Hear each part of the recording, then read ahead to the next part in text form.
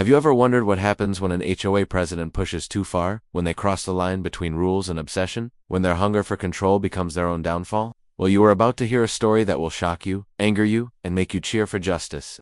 So before I begin, make sure you hit that like button and subscribe so you never miss another story like this. Now, let me take you to a quiet suburban neighborhood where houses looked perfect. Lawns were trimmed like postcards, and everything seemed peaceful on the outside but behind the shiny fences and polished driveways. There was fear, because the HOA president, Karen Mitchell, was not just strict, she was cruel. My name is Jack Turner, and I live in this neighborhood. At first I thought Karen was just someone who took her role seriously, but it didn't take long before I realized she enjoyed making people suffer. She'll find old couples for leaving their trash cans out an hour late. She sent warning letters because someone's flowers weren't the approved color. She even threatened families who hung Christmas lights that were too bright. Nobody wanted to fight her because she loved drama, and she made people's lives miserable if they resisted. People whispered about her, but they never stood up to her. I used to think, maybe one day someone would, but I never imagined it would be me. It started one sunny afternoon when Karen decided to target the wrong family meeting. I came home from work and found a bright orange notice taped to my front door. It said I was being fined $200 for having a small patch of grass that was slightly overgrown. I laughed at first because it was such a small thing, but then I noticed that the patch was barely visible, and honestly, most neighbors had worse. That's when I knew this wasn't about the grass, it was about control. Over the next week, Karen kept coming after me. First, it was the grass, then it was a small crack in my driveway. Then she said my mailbox wasn't up to standard.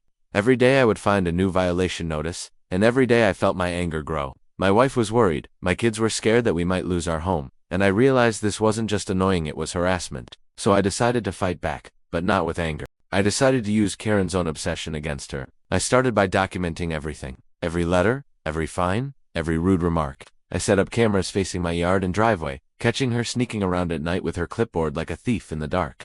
One time, she even measured my grass with a ruler at 2 in the morning. Can you imagine that? A grown woman, the president of the HOA, crawling on the ground with a flashlight to check if my lawn was too long by half an inch. It was almost funny, but it was also scary. She was losing control, and I was gathering proof. But that wasn't all. I began talking to other neighbors. At first they were hesitant, scared of Karen's wrath. But once they realized I was serious, they opened up. Mrs. Dawson, an 80-year-old widow, told me Karen fined her $300 for leaving her Christmas wreath on the door in February. Another neighbor, the Johnsons, said Karen threatened to sue them for having a kid's basketball hoop in the driveway. One by one, people began sharing their horror stories. And soon I had a folder full of evidence that showed Karen wasn't protecting the community she was terrorizing it. Then came the moment I had been waiting for, the HOA annual meeting. This was the one time of year when the whole neighborhood gathered in the community hall, and Karen loved it because she could stand at the podium and act like a queen. But this time, things would be different. As the meeting began, Karen smiled her fake smile and started lecturing about maintaining standards and protecting property values. People clapped politely, but I could feel the tension in the room. When it was time for residents to raise concerns, I stood up. My heart was pounding, but my voice was steady. I said, I think it's time we talk about how our HOA rules are being enforced. Karen's smile froze. She tried to cut me off, but the room grew quiet.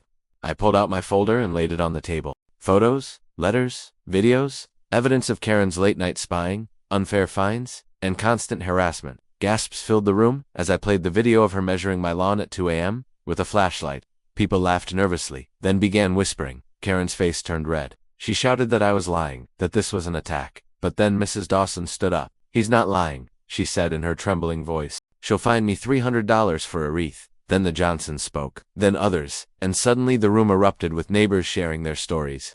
The queen had lost her crown. Karen tried to regain control, banging the gavel and yelling, but the people weren't listening anymore. For years they had been silent, scared, but now the truth was out. One man stood up and demanded a vote to remove her as president. The crowd cheered. Karen's eyes widened in shock. She screamed that she was the only one keeping the neighborhood in order, but no one believed her anymore. The vote was taken, hands shot up, and just like that, Karen was out. She stormed out of the hall, slamming the door behind her. And for the first time in years, the neighborhood felt free. People hugged, some even cried, and I remember thinking, this is what happens when someone tries to control others. With fear eventually, the people rise up.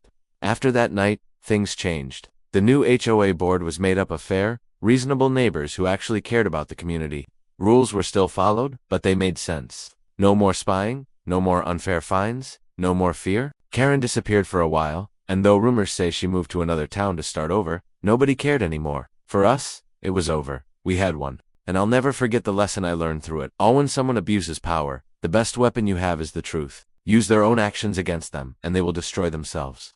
So, if you ever find yourself facing someone like Karen, remember this story. Stand tall, gather your proof, and don't be afraid to fight back, because bullies only win when you stay silent. And if you enjoyed this story and want to hear more dramatic tales of justice, don't forget to like this video and subscribe, because I've got plenty more coming your way. Trust me, you don't want to miss them.